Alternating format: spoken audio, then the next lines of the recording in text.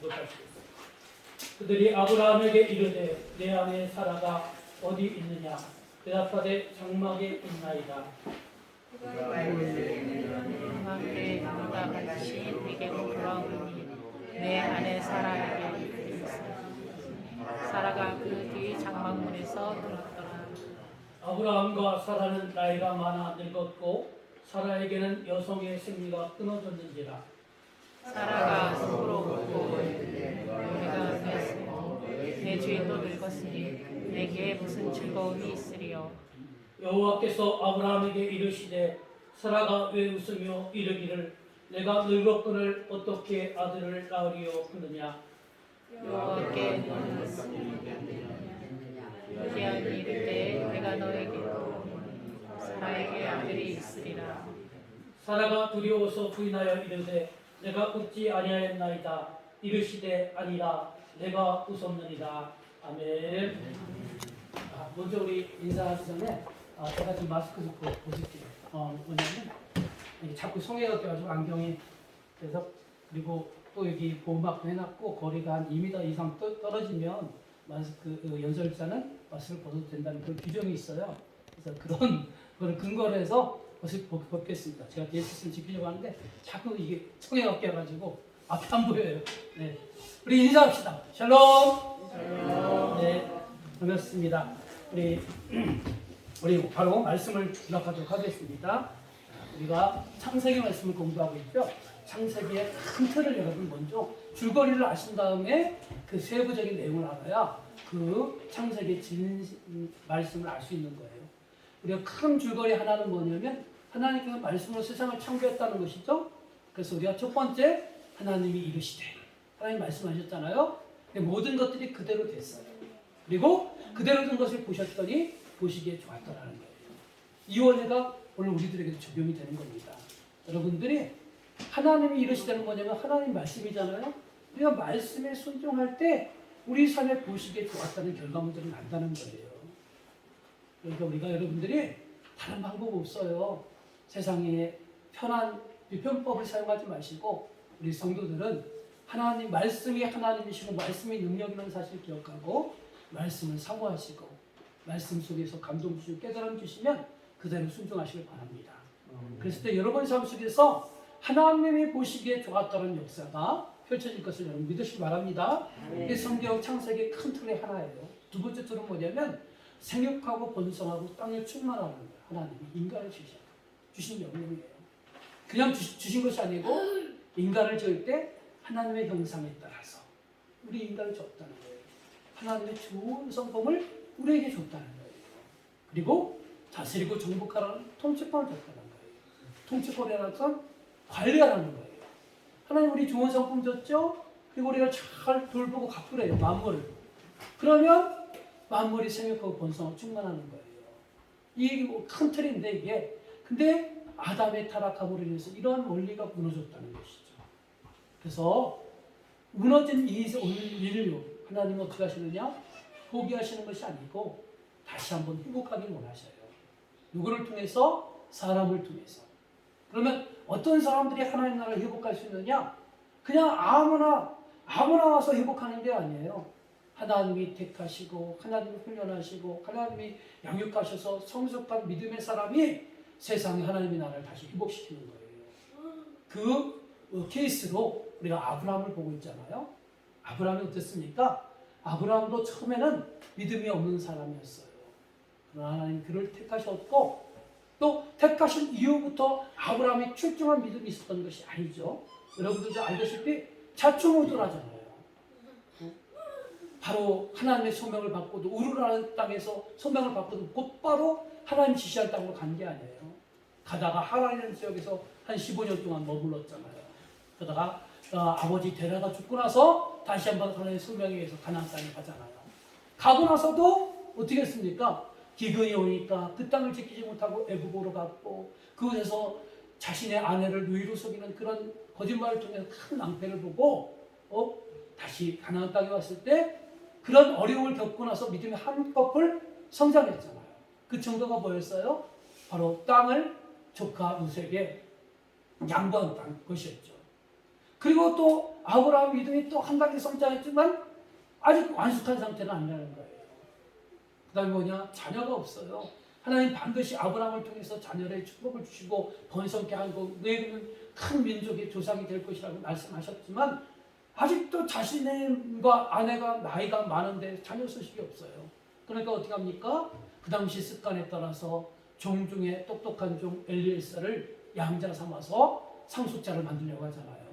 근데 하나님이 노라고 하잖아요. 그러면서 그때 다시 한번 하늘의 별과 같이 자신이 번성할 것이라는 약속을 하면서 하나의 횃불 언약을 합니다. 그래서 하나님께서 약속의 증거물로 너 재물을 갖고 와라. 그래서 재물을 가져온 그 재물 가지고 하나님께 번제를 드리잖아요. 근데 여기서 우리가 깨닫는 게 뭐냐면 그 재물 중에 쪼개진 재물은 하나님께서 연락하셨지만 쪼개지 않은 재물에게는 뭐가 내렸다고 했어요? 설교가 내렸다고 했잖아요. 우리가 여기서 하나님께 배우는 거예요. 뭘 배우느냐? 정말 우리가 하나님께 더 가까이 가고 하나님의 합한 믿음의 성숙한 자가 되기 위해서는 뭐가 되냐? 나의 재물이 쪼개져야 된다는 거죠. 그것은 뭐냐면 내가 깨어져야 된다는 거예요. 자기 것을 내려놔야 된다는 거예요. 자아 부인, 신약으로 말하면 세례, 그게 우리에게 필요하다는 거예요. 그걸 알려주셨어요.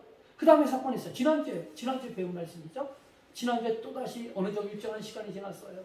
가나안 땅에 온 지 11년이 지났어요. 근데 여전히 자기는 늙고 아내는 자녀를 생산할 수 있는 능력이 없어요. 그런 상태에서 하나님의 약속을 끝까지 지키지 못하고 첩을 들여서 자녀를 낳잖아요. 이스마엘을 낳잖아요. 그때 하나님께서 13년간 침묵하셨다고 했잖아요. 그리고 13년간 침묵하신 후에 하신 말씀 뭘 하라고 말했냐면 아브라함에 나타나서 뭘 하라고 했어요. 남자들에게 뭘 해놔라고요? 할례를 해요. 할례는 그 남자의 생식기의 겉뼈피를 벗기는 것이지만 이 할례의 의미는 뭐냐면 이것 또한 자기 부인이에요. 네 것 내려놔야 된다. 네 생각 내려놓고 네 지식 내려놓고 네 교만하고 네 잘못된 습관들 내려놔야 된다는 거예요. 그래야 나의 사람이 될 수 있고 그래야 네 믿음이 성숙할 수 있고 그래야 네가 하나님 나라 건설자로서의 사명자로 감당될 수 있다는 거예요.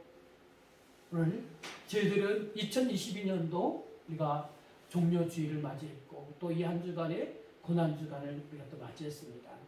제가 이렇게 묵상하면서 우리 늘 좀 목회자로서 갈등은 뭐냐면 절기를 마치다 보면은 우리가 의도하는 방향대로 흘러가지 못하고 또 절기만 따라가다 보면 매일 똑같은 것이 반복되기 때문에 깊이를 갈 수가 없어요. 그래서 저는 전자를 택한 거예요. 그래서 여러분에게 고난주간이고 종료주일이고 다음 주 부활주일이지만 그 고난주간에 특별 행사를 하지 않는 거예요. 그러나 중요한 건 뭐냐면 절기를 하나님께서 왜 허락했냐면 이 절기를 통하여 나를 기념하라는 거예요. 기억하라는 거예요. 그렇기 때문에 약간 우리가 고난주간의 의미를 조금 터치할 수밖에 없죠. 이 고난주간은 여러분이 잘 알다시피 우리 주님이 우리를 구원하시기 이 땅에 오셨고 십자가에 우리를 위한 대신 제물, 우리에게 대신 주는 대속제물이 되기 위해서 온갖 고난을 당한 이 한 주간이 바로 이 고난주간이라는 거예요. 그러므로 여러분들이 이 고난주간에 주님의 고난을 생각하면서 더 여러분 묵상하시고 경건하시고 또 그 고난의 의미를 깊이 생각하라는 것이죠. 자, 여러분 지금 배운 게 원리가 똑같아요. 자, 보세요. 엘리에셀을 믿음이 성숙하게 해서는 엘리에셀을 택했지만 그게 아니라는 거죠. 쪼개진 제물이 필요하다는 거죠. 또 이스마엘의 상속자가 될 것이다 아니라는 거죠. 할례를 행하라는 것이죠. 결국 자기 부인이죠. 주님께서 우리를 구원하시는 대속제물이 되기 위해서 뭐냐면 끊임없이 자기가 부인된 거예요. 자기 부인된 거예요. 하늘의 모든 존귀와 영광을 다 내려놓으시고 이게 뭐예요? 자기 부인이죠. 낮고 천한 이 땅에 오시고 이 땅에 오셨고 이 땅에 오셔서 부잣집에 태어난 것이 아니고 가난한 목수의 아들로 태어나셨잖아요. 자라는 모든 성장 과정 속에서도 아기 때부터 부모의 그 몸속에 잉태됐을 때부터 헤롯 왕의 공포로부터 그 공포를 피하기 위해서 애굽으로 피난 가고 이사를 하잖아요. 또 자라서 늘 가난의 과정 속에서 고생을 하시잖아요. 그리고 이 사명을 완수하기 위해서 자신의 본연의 사명, 대속제물이 되게 한 사명을 감당하기 위해서 찢기시고 상하시고 수치당하시고 모멸당하시고 급기야는 하나님으로부터 외면당하시잖아요. 나의 하나님 어찌하여 나를 버리셨나이까. 그런 주님의 십자가의 상에서의 그 고백 속에서도 우리 하나님은 침묵하셨다는 거죠. 그것을 신학자들은 하나님의 외면, 하나님의 예수 그리스도를 버리셨다, 이런 표현을 쓰는 거예요. 그죠? 그렇게 끊임없이 죽기까지, 자기 모든 것까지 내어주기까지 자기 부인한 것이 그 주님의 고난이었어요. 여러분, 이 고난의 의미를 어떻게 해석하시겠습니까? 여러분도 마찬가지예요. 제가 아까 마지막 우리가 예배자 은혜의 찬양의 시간에 마지막 곡이 뭐냐면, 저 이 찬양을 좋아해요. 제가 좀 성량이 부족해서 충분히 소화를 못하지만 왜 좋아하느냐? 목적도 없이 나는 살아왔다는 거예요. 그 가사 잠깐만 보면은 목적도 없이 나는 방황했고 소망도 없이 나를 살았다는 거예요. 우리가 이런 인생이 아니었습니까? 여러분 나름대로 작은 목적도 있고 소망은 있지만 그거는 이 땅에 살 때만이 끝나는 거잖아요. 근데 하나님께서는 우리를 택하여 주시고 우리에게 영원한 목적, 영원한 소망을 주셨다는 거예요. 그건 뭐냐면 너 세상 사람들과 똑같이 살지만 너 나에 가신 내 일을 해라. 하나님의 나라의 건설자로서 하나님을 대신하는 하나님의 사신으로서 이 땅의 사명과 소망을 주셨다는 거예요. 그래서 저는 그 가사가 정말 가슴에 와닿아서 제 부활절 근처에 되면 늘 이 찬양을 합니다. 충분히 소화는 못하지만 마찬가지예요. 우리 하나님께서 여러분들을 목적이 있는 인생, 소망이 있는 인생, 사명이 있는 인생으로 바꾸셨어요. 그 사명을 바꾸기 위해서 우리 주님이 십자가에서 끊임없이 자기를 내어주셨던 것이죠. 그러니까 마찬가지예요. 우리가 주님을 따르는 사람이라고 하잖아요. 어느 때는 우리를 주님의 작은 제자라고 그렇게 부르잖아요. 그럼 여러분들 제자는 뭡니까? 스승의 가르침과 스승의 발자취를 따라가는 사람들이 제자 아니겠습니까? 그러니까 우리들도 내 삶 속에서 그걸 적용을 해야 되는 거예요. 근데 우리는 끊임없이 자기를 주장하고 살아요. 그러니까 우리가 믿음이 더 성장하고 성숙해야 되는데 깊어지지 않는 거예요. 교회를 오래 다니고 신앙생활도 말씀도 많이 듣고 신앙의 일도 깊어졌는데 자기 것만 고집하고 자기 것만 채우려고 그렇게 생각하고 자기 생각에 빠져가지고 우리가 성장하지 못하는 거예요. 아까 말씀드렸잖아요. 초창기에 하나님은 우리가 성숙해서 하나님의 일을 하길 원하시는 거예요. 아담이 망가뜨린 하나님의 나라를 우리를 통해서 회복하기를 원하신다는 겁니다. 그래서 우리가 그 일을 감당하려면 바로 우리가 믿음이 성숙해야 되는 거예요. 그래서 성숙하려면 어떻게 되느냐? 자기를 내려놔야 되는 거죠. 자기 뿐이 필요한 거예요. 이 정신을 여러분 이어받을 때 주님의 고난의 길을 여러분도 함께 가시는 것임을 여러분 믿으시기 바랍니다. 그러니까 여러분 사소한 것에서 자기를 내려놓으시기 바랍니다. 이게 쉽게는 잘 안 되지만 저도 요즘 책을 들어서 보니까요. 저희 집사람하고 애들한테 막 꾹꾹 하는 것들 많이 표현했어요. 지난번에 잠깐 아이들하고 날마다 조금씩 뭐 하는 게 있어요. 근데 막 제가 이렇게 영어의 발음이 되게 안 좋아요. 그러면 우리 집사람하고 우리 애들이 막 그거 놀리는 거예요. 발음이 그게 뭐냐고. 근데 이게 한 번 하고 그냥 넘어가는데 자꾸 하니까 억압을 하니까 나도 그래 폭발하고 에이! 이렇게 하더라고요. 그리고 나서 후회했어요. 저 역시 나는 이렇게 자기 부인이라는 게 이렇게 어렵구나. 자기 내려놓는 게 이렇게 어렵구나. 우리 여러분들도 마찬가지죠? 그러나 우리가 해야 돼. 이 길을 가야 되는 거예요. 쉽게는 안 되지만 끊임없이 주님 붙들고 믿음의 길을 가면서 자기를 내려놓는 끊임없는 훈련을 하는 거예요. 그랬을 때 그것이 쌓이면 우리가 누구를 닮아가요? 하나님 닮아가는 거예요. 하나님 닮아가니까 우리가 그런 모습으로 세상에 안 믿는 사람들에게 다가가서 그들을 포용하고 그들을 위로하고 그들을 격려할 때 그들이 일어나는 거예요. 그들에게도 하나님의 나라가 회복이 되는 거예요. 이런 차원의 여러분 고난의 주간을 여러분 맞이하면서 하나님 이 고난의 주간에 저도 나름대로 나를 내려놓는 그런 훈련을 한두 가지로 더 하겠습니다. 이런 마음으로 이번 한 주간을 보내시길 바랍니다. 자, 좀 길었지만 이제 본문으로 들어가겠습니다. 본문은 18장 전체인데요. 이 지면에 다 본문을 밀 수 없어서 좀 핵심적인 부분만 넣습니다. 자, 주제는 뭐냐면 은혜와 중보자가. 자, 먼저 질문하겠습니다. 하나님이 두 천사들과 제가 먼저 배경 설명할게요. 18장의 처음 부분에 보면 이런 부분이 나와요. 아브라함이 자기 집, 장막이라는 건 이들의 집이에요. 자기 집 앞에서 이렇게 쉬고 있는데 다 멀찌감치 상수리 나무 앞 근처에서 세 사람이 막 처음 자기 집을 향해 걸어오는 거예요. 근데 그 시간이 언제였냐면 가장 뜨거울 때예요. 뜨거울 때. 여러분 1절에 뜨거운 때라는 표현이 있어요. 근데 우리가 지금 뜨거운 때하고요, 이스라엘 사는 뜨거운 때하고는 차원이 다른 거예요. 이스라엘 날씨가 무척 덥잖아요. 한여름에 이 사람들은 잘 활동을 안 해요. 중동아시아들, 동남아시아 사람들이 게으르다고 하잖아요. 게으를 수밖에 없어요. 날씨가 너무 뜨거우니까 활동을 못 하는 거예요. 그 시간대에 사람들이 저 먼 길에서 초록초록 자기 집을 향해서 돌아오는 거예요.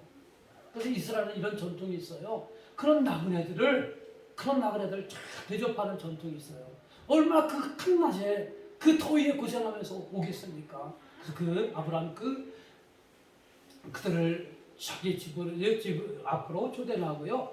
그 물을 내다가 그들의 발을 씻으라고 물을 주고, 또 밀가루에다 반죽을 해서 또 음식을 대접하고, 또 송아지를 잡아서 또 음식을 대접하고, 잠시나마 이 그늘 아래서 잠깐 편히 시작하시라고 이렇게 말하는 거였어요. 근데 그 아브라함의 집을 향해서 처벅처벅 걸어왔던 세 사람이 누구였느냐면 하나님과 두 천사였다는 거죠. 자, 이제 아브라함이 지극정석 대접하니까 하나님을 비롯한 두 천사들이 하는 말이 이 질문이에요. 자, 아브라함에게 하나님이 찾아오신 목적이 뭐냐는 거예요. 창세기 18장 10절 읽어보겠습니다. 시작. 그가 이르시되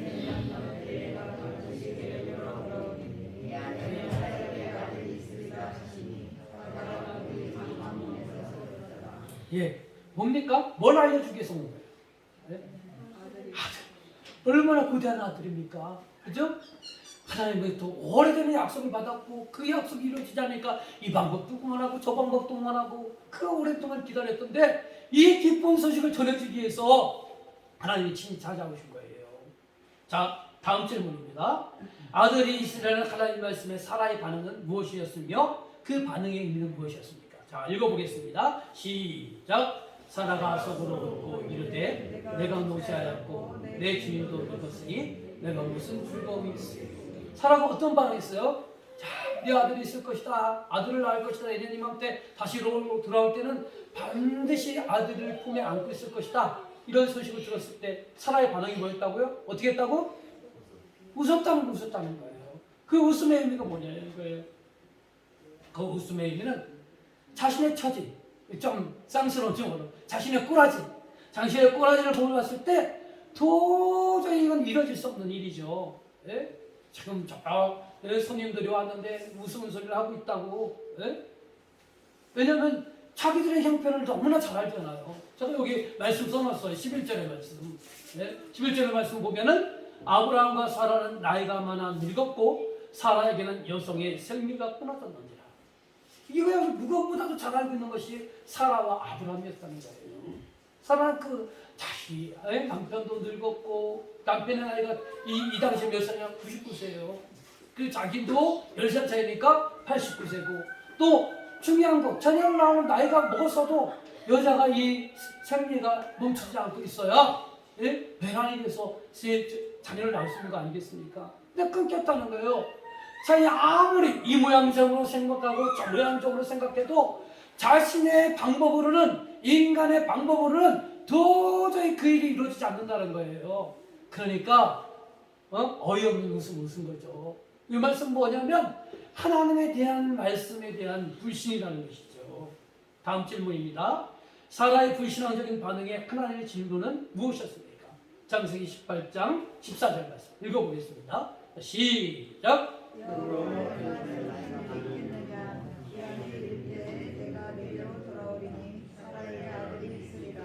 예. 하나님의 질문은 무엇이었어요? 하나님 질문 뭐였어요? 여러분 읽으셨잖아요, 방금. 네? 여호와께 능하지 못한 일이 있겠느냐? 네? 지금 뭐냐면 니들 아들을 얻기 위해서 얼마나 니들 나름대로 애를 썼느냐? 애를 썼죠. 그동안 우리 살펴봤잖아요. 그죠?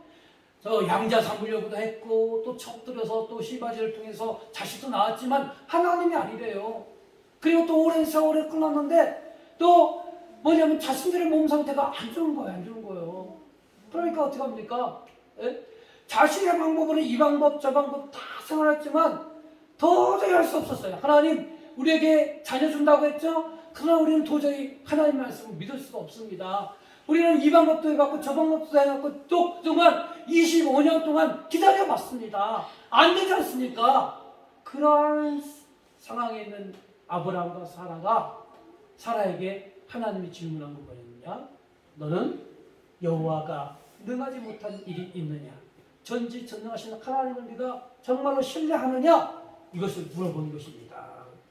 그래서 이 질문은 결국 뭐냐면 너는 내 자신의 능력과 환경과 조건을 믿느냐? 아니면 전지전능하신 하나님의 능력과 섭리를 믿느냐라는 이런 질문과 똑같은 거예요.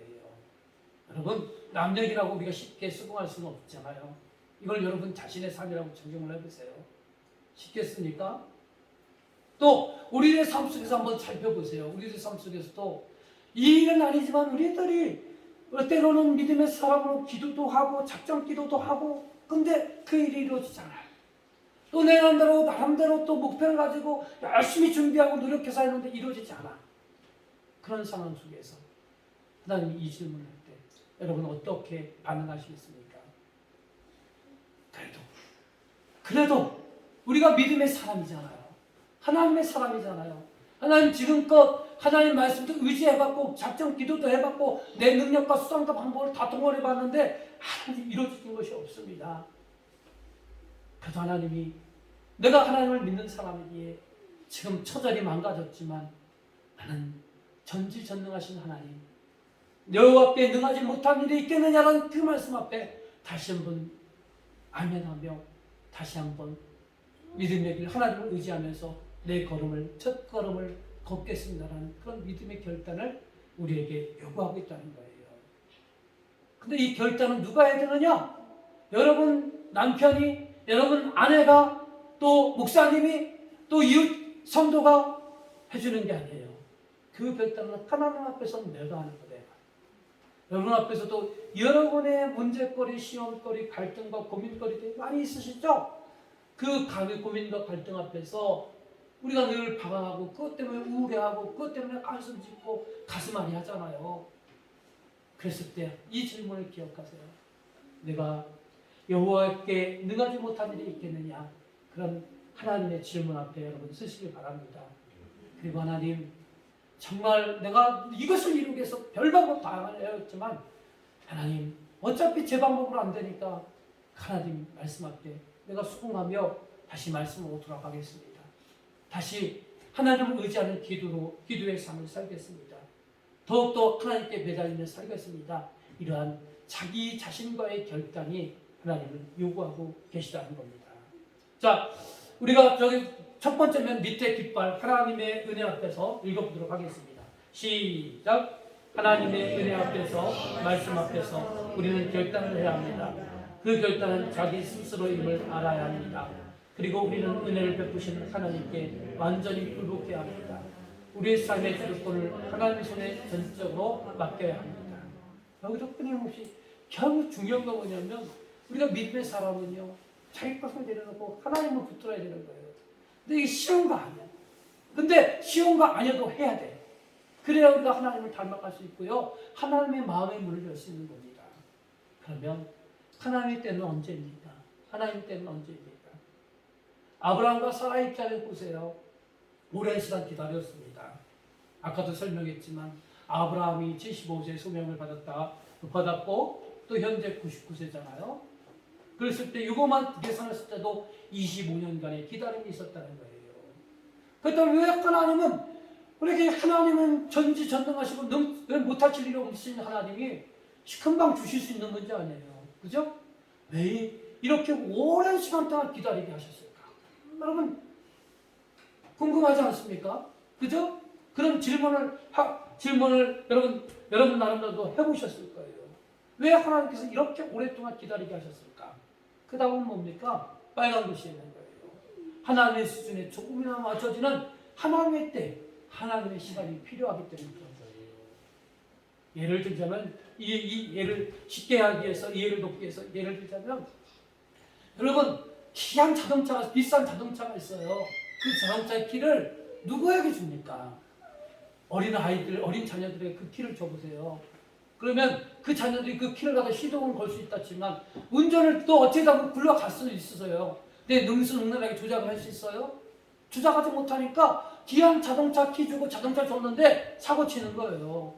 여러분, TV 뉴스에서 가끔 보잖아요. 중학생 자녀들이 아빠 몰래 차키 훔쳐가고 가서 운전하다가 사고 나가지고 때로는 자녀들이 죽고 또 많은 인명과 재산이 피해 있는 것을 가끔 여러분 뉴스에서 듣지 않습니까? 그죠? 왜 그렇습니까? 이 자녀들이 아직 운전에 있어서 능수능란하게 활용을 못하기 때문에 그런 거예요. 그렇기 때문에 자기 자녀에게 귀한 것 주고 싶지만 그러나 다 때가 있다는 거예요. 그래서 귀한 자동차 그 키를 누가 주느냐? 성숙한 자녀, 운전면허증 따고 또 어느 정도 능숙한 자녀에게 그 귀한 차의 키를 주는 겁니다. 또 유산상속도 마찬가지예요. 어린 자녀에게 유산상속합니까? 무슨 하잖아요. 그죠? 왜 합니까? 세금 들리려고. 편법으로 자기 자녀들에게 어린 자녀들도 상속도 하고 주식도 막 많은 주식 주고 뭐 초등학교 5살짜리가 뭐 삼성전자 몇천 주가 있다. 예? 예. 정확히 그런 건 아니고. 예? 아무튼 그런 거 왜 주는 거야? 그 자녀가 정말 자기 재산 돈을 갖고 이렇게 한 겁니까? 아니잖아요. 다 편법으로 준 거잖아요. 아무튼 이게 잘못된 얘기고. 아무튼 재산을 어린아이에게 주고 쓸 줄 모르는 돈을 쓸 줄 모르는 자녀에게 주면요. 그 유산은 어떻게 됩니까? 금방 탕진이 되는 거예요. 그죠? 그러니까 유산상속 어느 정도 성숙한 자녀에게 줘요. 성숙한 자녀에게 줘도 금방 말아먹는 성숙한 자녀들 많잖아요.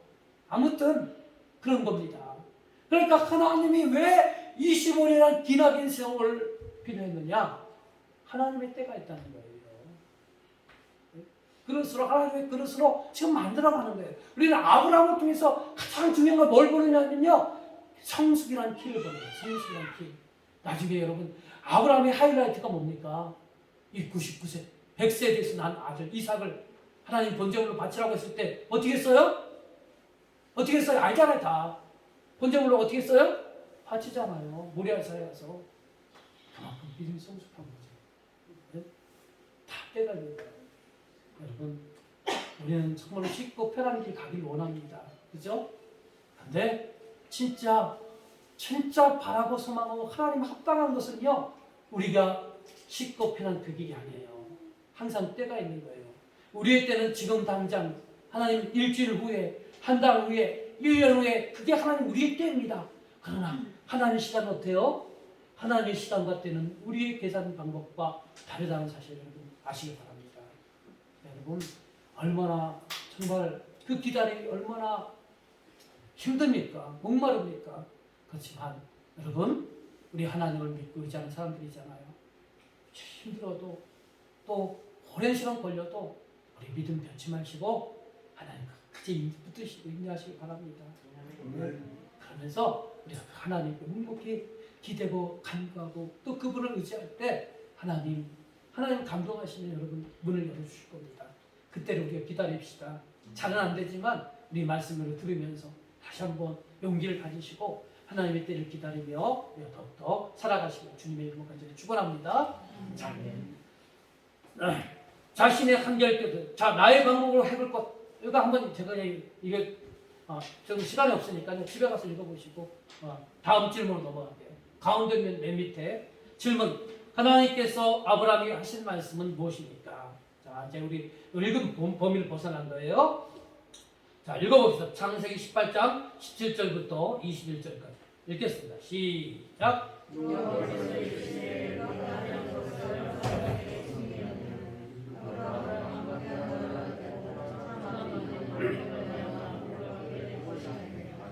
여호와께서 또 이르시되 소돔과 고모라에 대한 부르짖음이 크고 그 죄악이 심히 무거우니 내가 이제 내려가서 그 모든 행한 것에 과연 내게 들린 부르짖음과 같은지 그렇지 않은지 내가 보고 알려하노라. 자, 하나님께서 아브라함에게 하신 말씀이 뭡니까? 뭘 알려준 거예요 지금? 여기 보니까 자, 하신 말씀은 뭐냐면 하나님의 비밀. 내가 여기 밑줄 친거 뭐라고 했어요? 내가 하려는 것을 어떻게 했다고요? 아브라함에게 숨기겠느냐? 숨긴다는 거 안 숨긴다는 거예요?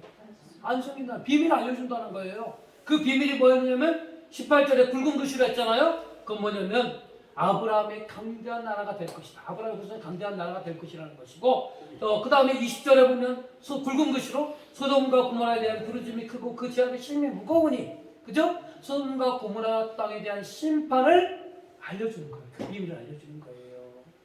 자, 여러분 왜 하나님께서 자신이 해야 할 일들을 자신의 비밀을 이 아브라함에게 알려줬을까요? 그 물음 앞에서 다음 세 번째 면을 가면 여러분 종과 친구의 차이를 여러분 아시는 겁니다. 여러분 종에게는 비밀 얘기를 할까요? 안 할까요? 안 해요. 종에게 하는 일은요.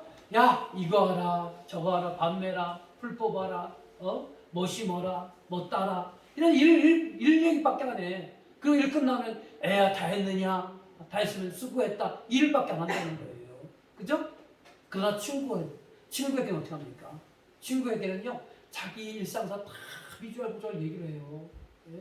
특히 여러분 여자 분들은 특히 여자 자녀 분들은 딸들은 어떻게 합니까? 친구들하고 통화할 때 보면요 몇 시간씩 통화하잖아요.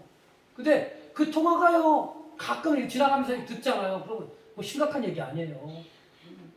그냥 사소한 얘기만 이런저런 얘기하는 거예요. 연예인 얘기했다, 드라마 얘기했다, 가수 얘기했다가 학교 있었던 일 얘기했다가 이런 거 하는 거예요. 왜? 친구니까.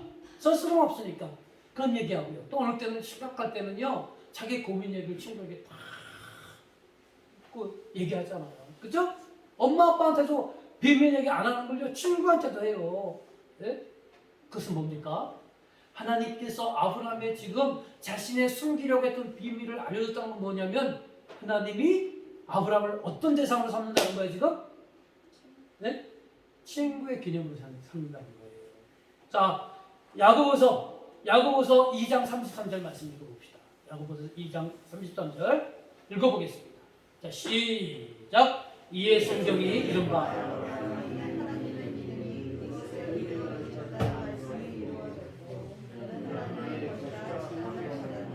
예, 그는 하나님의 뭐라고요? 벗이라 칭을 받는다는 거예요. 그가 누구예요? 아브라함이죠. 그죠? 아브라함을 하나님의 벗이 뭐예요? 우리말로? 다른 말로? 친구잖아, 친구라는 겁니다. 친구란 바로 비밀을 함께 나누는 사이가 친구이듯이 하나님과의 관계도 마찬가지라는 거예요. 여러분은 매사에 하나님과 함께 하십니까? 매사에 하나님과 관계를 맺으십니까? 여러분, 기도가 거창한 것이 아닙니다. 기도는 여러분이 친구를 대하듯 하나님께 여러분의 모든 것들을 다 미주알 고주알 다 고백하고 또 힘든 일이 있으면 하나님 어떡하죠? 하나님 제가 지혜가 부족한데 좀 지혜를 주시면 안 되겠습니까? 하나님 제가 좀 물질이 좀 필요한데 물질 좀 도와주시면 안 되겠습니까? 하나님 이런 갈등의 문제가 있는데 하나님 어떻게 했으면 좋겠습니까? 이 모든 것들을 미주알 고주알 다 고백하는 거예요. 이게 하나님과 내가 친구 되는 비결이에요. 기도가 이런 거예요. 물론 대표 기도는 어느 정도 형식을 갖추지만 개인 기도가 뭐 어떤 형식이 어디 있어요. 그죠? 그러니까 이런 게 미주알 고주알 다 고백하는 겁니다. 여러분도 근데 우리가 우리 신앙생활이 종교화되면 안 되는 거예요. 여러분 종교화된다는 건 뭐냐면 평상시 기도 한 번도 안 해. 근데 교회에 와서 이 시간에만 기도하는 거예요. 이게 종교예요, 종교. 그러나 여러분 신앙이라는 건 뭐냐? 발발한 이 삶 속에서 하나님 앞에 이것저것 다 숨김없이 다 고백하고 또 하소연하고 사람한테 욕하면 또 그러니까 싸움 나니까 하나님한테 아무개 참 못된 놈입니다. 하나님 제가 어떻게 할 수 없지만 하나님 제 좀 한번 어떻게 좀 손 좀 봐주세요. 이렇게 한탄할 수도 있잖아요. 그죠? 그렇게 하는 거예요. 사람한테 하면요 관계 금방 원수 되잖아요. 그러니까 여러분 유명한 그 다윗왕도 그렇게 기도를 했다니까 시편에서 아무개 집안 몰락시켜 주시고 네? 우리말로 번역하면 재해석하면 아무개 가다가 자도 교통사고 나서 죽게 좀 해주시고 얼마나 억울했으면요 하나님 앞에 그런 기도를 합니까? 그죠? 여러분 우리 기도가 마치 그런 거예요.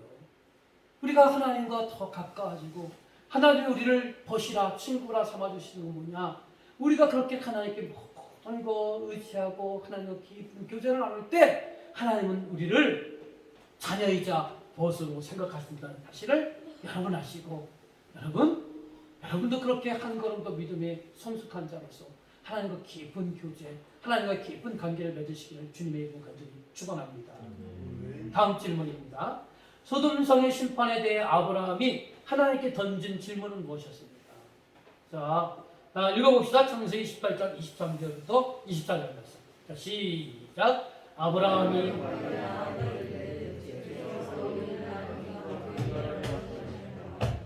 그 성 중에 여긴 50명이 있을지라도 그것을 멸하시고 그 50의 의인을 위하여 용서하지 아니하시리라.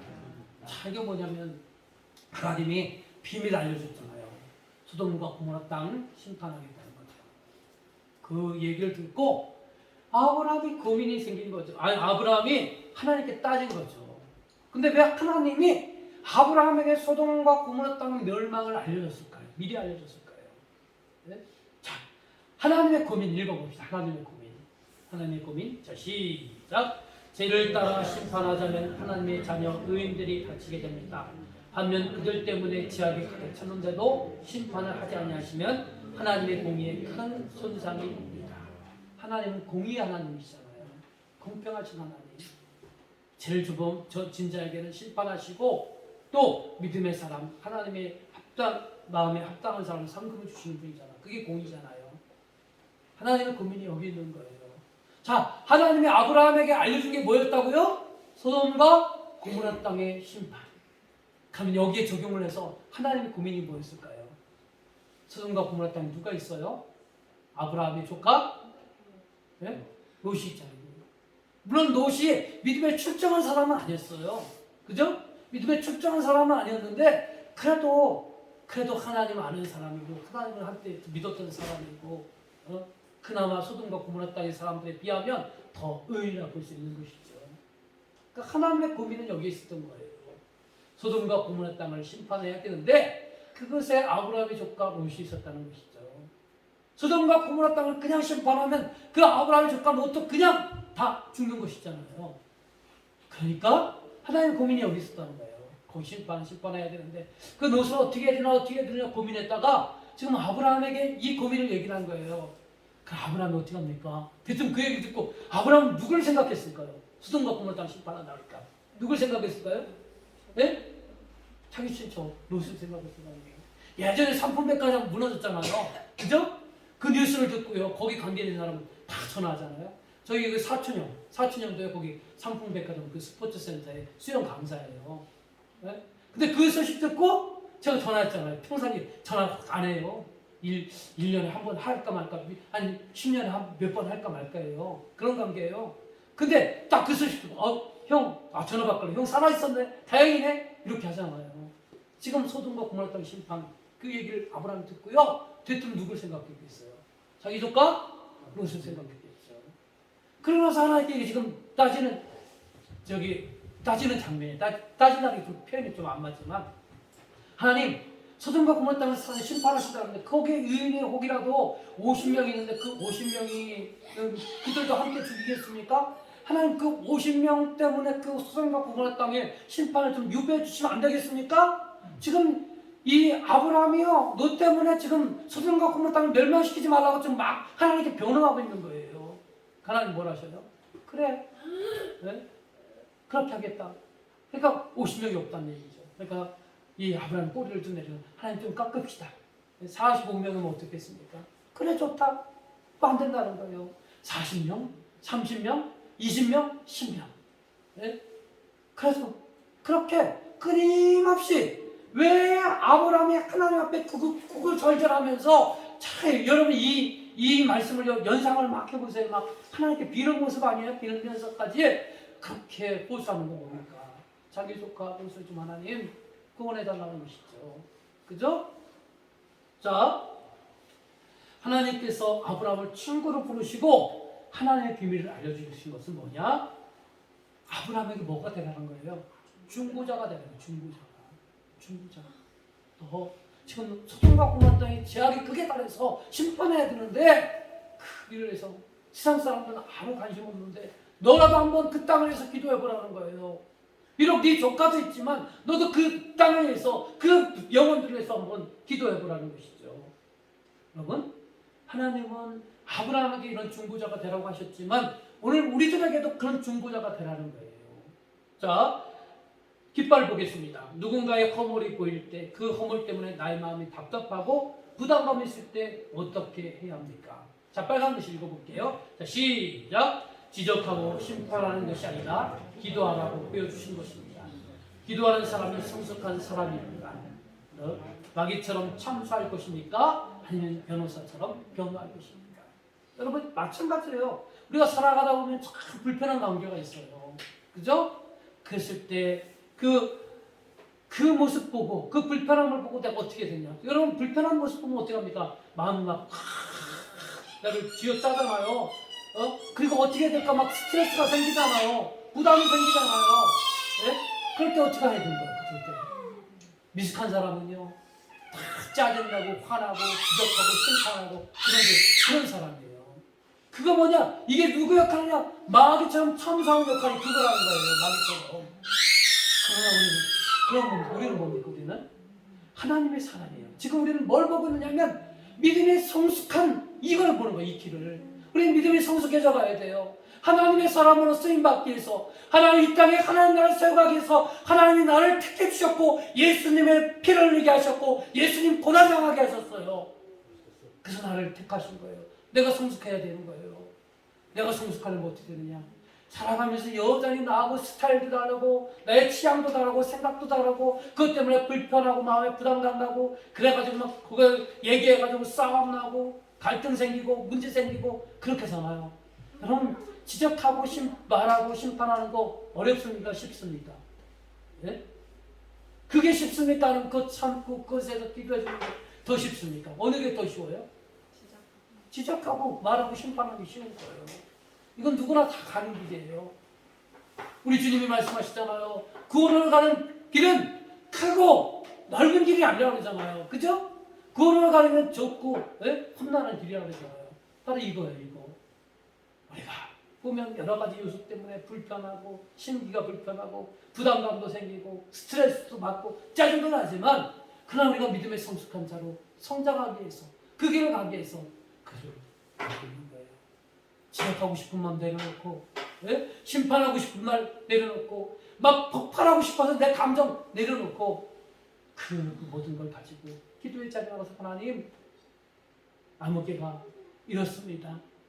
그의 약함을 하나님 보살펴 주시고 그를 하나님 또 그의 마음의 상처도 치유해 주시고 그가 또 하나님 만날 수 있도록 그가 변화될 수 있도록 하나님 거룩한 은혜를 베풀어 주시옵소서. 이게 지금 아브라함의 모습과 나의 모습과 똑같은 거 아니에요? 그죠? 소돔과 고모라 땅이 지금 막 심판하는 거. 하나님, 정말 의인 50명 있는데도 심판할 거예요. 40명, 30명, 20명, 10명이나 심판하실 거예요. 도와주세요. 하나님 제발 심판을 거둬주세요. 이렇게 변호하고 있잖아요. 오늘 우리들의 삶도 똑같은 거예요. 여러분은 하나님의 사람입니다. 믿음의 연약함, 또 믿음의 마음고적음을 떠나서 여러분은 하나님의 사람이에요. 근데 여러분 목표는 믿음이 성숙해져 가야 돼요. 성숙해지면 어떻게 되느냐? 끊임없이 자기를 내려놔야 되고 마음의 불편함도 내려놔야 되고 내가 또 상대방을 지적하고자 하는 그런 것도 내려놔야 되고 심판하고자 하는 것도 내려놔야 되고 그에게 욕하고자 하는 그런 것도 내려놔야 되는 거예요. 그래야 내가 믿음이 좀 더 성숙해가는 거고요. 내 인격이 변화 하나님 닮아가는 거고요. 그래야 사람들이 나를요 내가 왔을 때 반겨주는 거예요. 같이 이것 지적하고 저것 지적하고 하면 그 사람 가면요 다 못 마주치면요 가까이 멈칫한다니까요. 가까이 하기엔 너무 먼 당신이에요. 왜? 당신의 마음속에 당신의 모습 속에 가시가 너무나 많기 때문에 가까이 갈 수가 없어. 가면 어떻게 돼? 찔리니까. 그죠? 그리고 우리가 어떻게 해야 돼요? 우리 가시 같은 사람이 되면 안 되겠잖아요. 그죠? 다 우리 왜 보는 눈이 없어요? 다 우리 보는 눈 있잖아요. 다 불편하고 짜증나고 힘들고 그런 거 있지만 우리가 좀 둥글둥글 그런 걸 다 내려놓고 그런 가시 다 뽑아내리고 하나님께 맡기면서 하나님 이 가시 뽑아내립니다. 하나님 저 하나님의 사람으로 제 심령을 채워주시옵소서. 그런 마음으로 우리가 모든 사람을 부용할 수 있는 그런 사람이 되어야 되는 거예요. 자, 중보자가 되려면 어떻게 되느냐? 마지막, 중보자가 되려면 하나님과 친밀해야 된다는 거예요. 어떻게 친밀해야 되냐? 자, 읽어봅시다. 시작!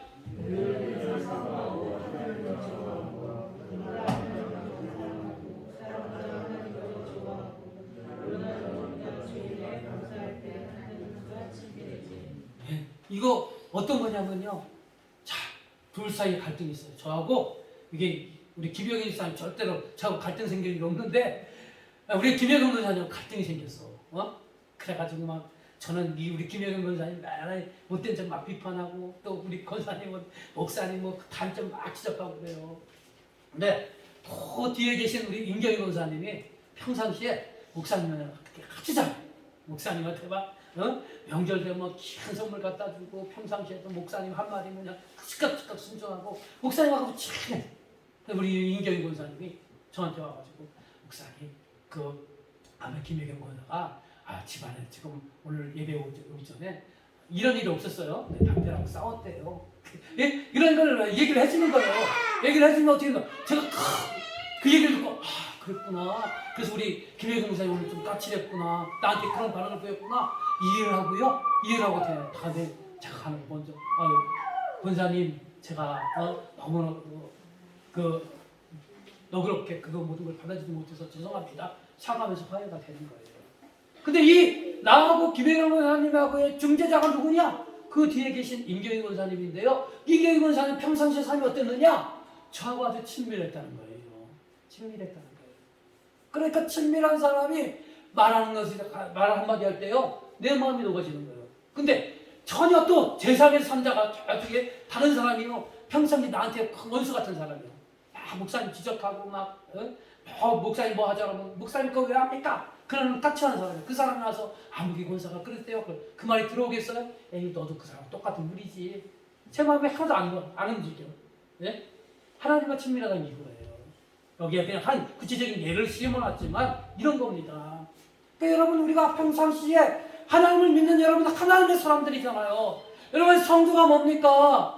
하나님을 믿고 따르고 가는 사람이 성도잖아요. 그죠? 그러니까 여러분 평상시에도 이 교회 올 때만 그러지 마시고 평상시에도 하나님과 친밀한 관계를 맺으시기 바랍니다. 하나님이 여러분 뭐라고 부르신다고요? 여러분을 보시라. 친구라 부르신다는 거예요.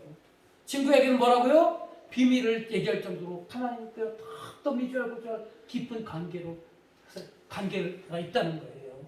우리의 신앙이 그래야 되는 거예요. 우리의 신앙이. 그래야 우리가 하나님 도시 될 수도 있지만 세상의 중보자가 될 수 있는 거예요. 세상의 중보자.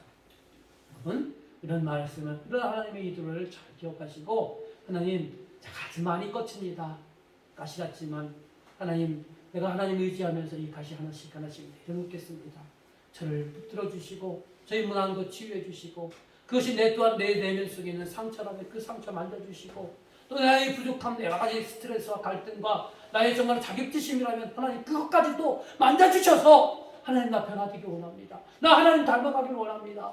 하나님 주신 분명한 내가 이 땅의 믿음의 성숙한 자로 하나님 나라의 건설자의 사명을 감당할 수 있도록 제 믿음을 성숙히 해주십시오. 저도 하나님의 정말로 벗이 되고 싶고 또 세상의 중보자가 되고 싶습니다. 이런 믿음의 고백의 사람들 되시기를 주님의 이름으로 간절히 축원합니다. 기도하겠습니다. 하나님 감사합니다. 하나님께서 우리들을 언제나 사랑하시고 끊임없이 기다려주시고 또 은혜 주십니다. 그러나 우리는 조급한